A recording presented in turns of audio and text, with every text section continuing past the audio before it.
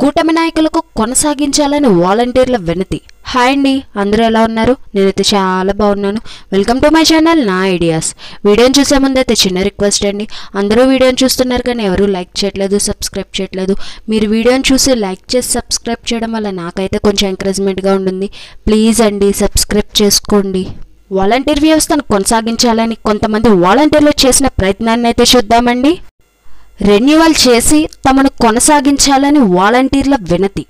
గత 5 సంవత్సరాలుగా ప్రభుత్వానికి ప్రజలకు మధ్య వారధిగా ఉంటూ సేవలు అందిస్తున్నామని పోలవరం మండలం ప్రగడపల్లి పంచాయతీ పరిధిలో గల వాలంటీర్లు తమని కొనసాగించాలని కోరుతూ సర్పంచ్ బాపిరాజుకు, కూటమి నాయకులకు గురువారం వినతి పత్రం అందజేశారు.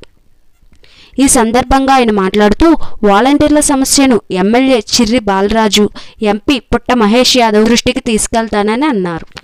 ప్రగడపల్లి పంచాయతీ పరిధిలో గల వాలంటీర్లు ఏ విధంగా అయితే వినతి పత్రం సమర్పించారో అది చాలా మెచ్చుకోదగిన పని.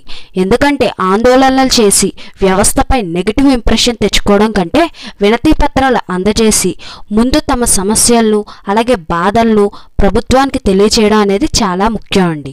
ఈ విషయంలో వాలంటీర్లను అభినందించవచ్చు. ఎంతో కొంత తమ వంతుగా అయితే వాలంటీర్లను కొనసాగించాలని వీరు చేసిన ఈ ప్రయత్నం నిజంగానే మెచ్చుకోదగినది.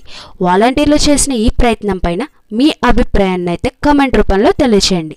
వీరైతే మిగిలిన వాలంటీర్లు కూడా ఈ విధంగా అయితే చేయడానికి ప్రయత్నించండి.